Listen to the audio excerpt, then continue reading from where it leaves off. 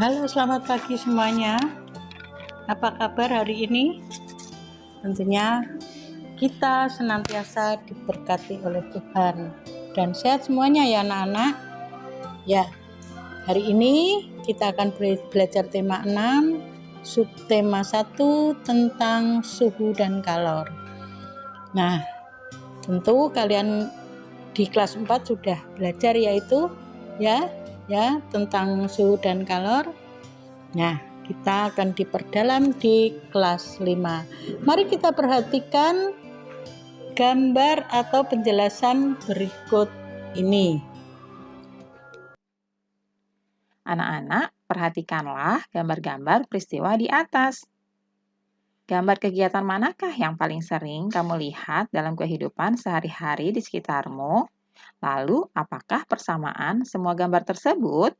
Coba kalian perhatikan ya. Gambar pertama itu ada seorang anak yang sedang menikmati suasana di sekitar pegunungan. Pada gambar kedua, ada seorang ibu yang sedang menjemur pakaian. Dan pada gambar ketiga, ibu sedang memasak air di dapur. Nah, anak-anak, semua gambar di atas itu berhubungan dengan kalor atau energi panas. Tahukah kamu sumber energi panas apa saja yang ada pada gambar tersebut? Ya, benar. Ada api dan juga ada matahari. Sekarang perhatikanlah gambar-gambar peristiwa di atas tadi ya. Bagaimana dengan tubuh manusia? Apakah tubuh manusia mengeluarkan energi panas juga? Lalu, bagaimanakah cara mengukur energi panas? Sumber energi panas. Benda yang dapat menghasilkan energi panas disebut sumber energi panas. Sumber energi panas dapat kita jumpai di alam. Salah satunya adalah matahari. Matahari merupakan sumber energi panas terbesar. Semua makhluk hidup memerlukan energi panas matahari. Energi panas matahari membantu proses pembuatan makanan pada tumbuhan yang disebut sebagai proses fotosintesis. Makanan yang dihasilkan dari hasil fotosintesis menjadi sumber energi bagi makhluk hidup lainnya, termasuk manusia ya. Energi panas matahari dapat menerangi bumi, sehingga udara di bumi menjadi hangat. Dalam kehidupan sehari-hari, energi panas matahari dimanfaatkan dalam berbagai kegiatan manusia. Misalnya, panas matahari digunakan untuk mengeringkan padi setelah dipanen, mengeringkan garam, mengeringkan ikan asin, bahkan untuk mengeringkan pakaian yang basah. Cobalah kamu gosokkan kedua tanganmu selama 1 menit. Apa yang kamu rasakan? Sekarang, ambillah sebuah mistar plastik atau penggaris plastik. Kemudian, gosok-gosokkanlah pada kain yang kering selama 2 menit. Lalu sentuhlah permukaan mistar plastik itu. Apa yang kamu rasakan? Setelah kamu melakukan 2 kegiatan tersebut, apakah kamu merasakan panas? Energi panas dapat dihasilkan ketika terjadi gesekan antara 2 benda. Pada kegiatan di atas, gesekan antara kedua telapak tanganmu dan gesekan antara mistar dan kain dapat menimbulkan energi panas.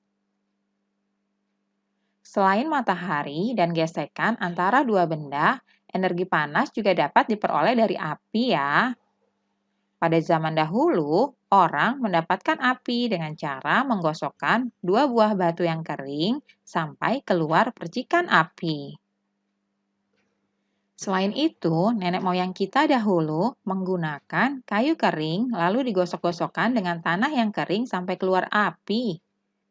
Ternyata, gesekan 2 benda antara 2 batu kering dan gesekan antara 2 kayu kering dapat menghasilkan energi panas berupa api. Saat ini, api mudah dihasilkan dari korek api dan juga kompor. Nah, anak-anak, coba jawablah pertanyaan-pertanyaan berikut ini ya. Yang pertama, Apa yang dimaksud dengan sumber energi panas? Benda yang dapat menghasilkan energi panas disebut sumber energi panas. Pertanyaan kedua, sebutkan paling sedikit 2 sumber energi panas yang kamu ketahui. Ya, benar sekali. Sumber energi panas itu diantaranya matahari dan api. Lalu pertanyaan ketiga, apa saja manfaat yang didapatkan makhluk hidup dari matahari? Nah, anak-anak, banyak sekali ya manfaat yang didapat oleh makhluk hidup dari matahari. Di antaranya adalah membantu proses fotosintesis pada tumbuhan, menerangi dan menghangatkan bumi. Panas matahari juga bisa digunakan untuk mengeringkan padi setelah dipanen, mengeringkan garam, mengeringkan ikan asin, bahkan untuk mengeringkan pakaian yang basah. Itulah diantaranya manfaat matahari bagi makhluk hidup. Pertanyaan keempat, coba kalian tunjukkanlah cara-cara sederhana untuk membuktikan adanya energi panas di sekitarmu. Lalu yang kelima, bagaimanakah cara nenek moyang kita untuk mendapatkan api? Berikutnya, pertanyaan keenam, mengapa api sangat penting dalam kehidupan manusia? Nah, anak-anak, kalian jawab pertanyaan-pertanyaan berikut ini. Kalian tuliskan dengan rapi di buku kalian masing-masing ya. Sekarang, bacalah kembali bacaan di atas tadi dengan seksama. Lalu, jawablah pertanyaan berikut ini. Yang pertama, apa judul bacaan di atas? Ayo, siapa yang masih ingat?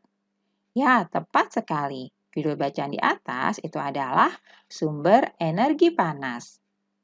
Yang kedua, coba kalian tuliskanlah kata-kata kunci pada setiap paragraf di atas. Kalian masih ingat, kata kunci adalah kata-kata yang kamu anggap penting dalam sebuah paragraf. Nah, sekarang perhatikan contohnya. Paragraf pertama. Nah, anak-anak, setelah dibaca paragraf pertama ini, kita sudah menemukan kata kuncinya, yaitu energi panas, sumber energi, dan proses fotosintesis. Kemudian, pada paragraf kedua, coba kalian baca dengan seksama ya. Nah, setelah dibaca, kita juga akan menemukan kata kuncinya, yaitu energi panas dan mengeringkan. Selanjutnya, pada paragraf ketiga, coba kalian baca dengan seksama. Setelah itu, kita juga akan menemukan kata kunci pada paragraf ketiga ini, yaitu tangan, mistar plastik, dan gesekan. Selanjutnya, pada paragraf keempat, juga kalian baca dengan seksama ya. Nah, selanjutnya kita juga akan menemukan kata kuncinya, yaitu api, batu, dan kayu kering. Nah, anak-anak, itulah cara menemukan kata kunci pada setiap paragraf. Kalian baca terlebih dahulu dengan seksama. Seperti itu ya, mudah sekali bukan? Nah, kemudian yang ketiga, apa yang dapat kamu simpulkan dari bacaan di atas tadi? Nah, di sini Bu Guru beri contoh ya kesimpulannya, yaitu sumber energi panas ada di sekitar kita. Dan sumber energi terbesar adalah matahari yang sangat bermanfaat untuk makhluk hidup. Nah, anak-anak, demikianlah pertanyaan-pertanyaan yang kalian harus jawab dan tuliskan dengan rapi di buku kalian ya. Siti berkata, Din, saya pernah melihat gambar di buku tentang bagaimana orang-orang dahulu menggunakan 2 buah batu untuk menghasilkan api. Kelihatannya sulit sekali untuk mendapatkan api ya. Kemudian Udin pun berkata, saya juga pernah melihatnya Siti, tapi aku melihatnya di sebuah majalah anak-anak. Beruntung kita dapat membaca ya Siti. Ada banyak media cetak yang berisi informasi penting yang dapat menambah pengetahuan kita. Nah, kemudian Siti pun berkata, betul Udin, membaca merupakan salah satu kegiatan kegemaranku. Kita beruntung tidak hanya mudah mendapatkan informasi, tetapi juga tidak perlu repot mendapatkan api sebagai sumber panas untuk kegiatan kita sehari-hari. Anak-anak, sumber energi panas ada di mana-mana dan sering kita jumpai dalam kegiatan sehari-hari.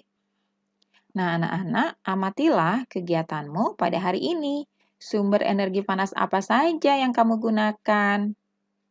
Kalian perhatikan tabel berikut, lalu lengkapi dengan kegiatanmu yang menggunakan sumber energi panas pada hari ini ya. Nah, di sini sudah terdapat sebuah tabel, yaitu berisi kolom-kolom tentang kegiatan, alat yang digunakan, dan sumber energi panas yang digunakan. Di sini sudah Bu Guru berikan contoh ya. Contoh kegiatan yang pertama adalah menanak nasi. Alat yang digunakan yaitu panci dan kompor atau alat penanak nasi elektrik. Nah, sumber energi panas yang digunakan untuk panci dan kompor itu adalah api dari kompor. Kemudian, sumber energi panas yang digunakan oleh alat penanak nasi elektrik itu adalah listrik. Nah, selanjutnya kegiatan yang kedua adalah menyetrika pakaian. Alat yang digunakan yaitu setrika arang. Sumber energi panasnya diperoleh dari bara api yang berasal dari arang. Lalu bisa juga menggunakan alat setrika listrik. Nah, untuk setrika listrik, sumber energi panas yang digunakan berasal dari listrik. Kemudian, kegiatan yang ketiga adalah memasak air. Alat yang digunakan berupa panci dan kompor. Sumber energi panasnya yaitu api dari kompor. Kemudian, alat lain yang bisa digunakan adalah ketel listrik. Nah, sumber energi panas yang digunakan ketel listrik itu adalah listrik. Nah, demikian anak-anak. Contoh beberapa kegiatan dan alat yang digunakan serta sumber energi panas yang digunakan. Nah, kalian bisa menuliskan kegiatan yang lainnya ya. Tuliskan dengan rapi di buku kalian masing-masing. Matahari merupakan salah satu sumber energi panas yang paling besar di muka bumi. Energi panas matahari dapat menyebabkan peristiwa perubahan di alam yang mudah kita lihat dan amati. Lakukanlah kegiatan berikut ini dalam kelompok yang terdiri atas 3 orang ya anak-anak. Siapkanlah alat dan bahan berikut ini. 3 wadah untuk es batu, 6 buah es batu dengan ukuran yang sama, dan pencatat waktu. Langkah-langkahnya yang pertama, letakkan 2 buah es batu pada masing-masing wadah yang telah disiapkan. Wadah sebaiknya berukuran dan mempunyai warna dan bentuk yang sama. Kemudian langkah yang kedua, satu wadah diletakkan di luar kelas atau di luar rumah di bawah sinar matahari ya. Wadah kedua diletakkan di atas meja di dalam kelas atau di dalam rumah. Kemudian, wadah yang ketiga diletakkan di dalam lemari atau tempat yang terlindung dari sinar matahari. Selanjutnya, langkah keempat, setiap anggota kelompok akan mengamati, mengukur, dan mencatat waktu yang diperlukan es batu pada masing-masing wadah sampai benar-benar mencair. Nah, anak-anak perhatikan gambar berikut ini.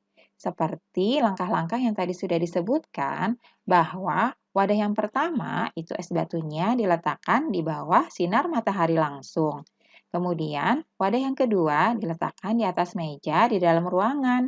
Dan pada wadah yang ketiga, kalian letakkan dalam lemari yang terlindung dari cahaya ya. Nah, kemudian kalian akan mengetahui hasil dari pengamatan yang sudah kalian lakukan berikut ini. Nah, kemudian jawablah pertanyaan-pertanyaan ini ya. Yang pertama, bagaimana ukuran es batu pada ketiga wadah tersebut? Ya, benar. Ukuran es batu semua awalnya adalah sama.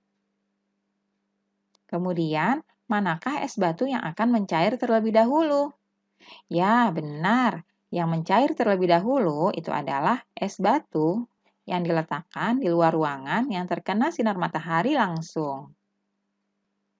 Kemudian, pertanyaan ketiga, mengapa Wadah yang diletakkan di bawah sinar matahari langsung, itu es batunya lebih cepat mencair. Coba kalian jelaskan alasanmu di tempat yang tersedia di bawah ini ya.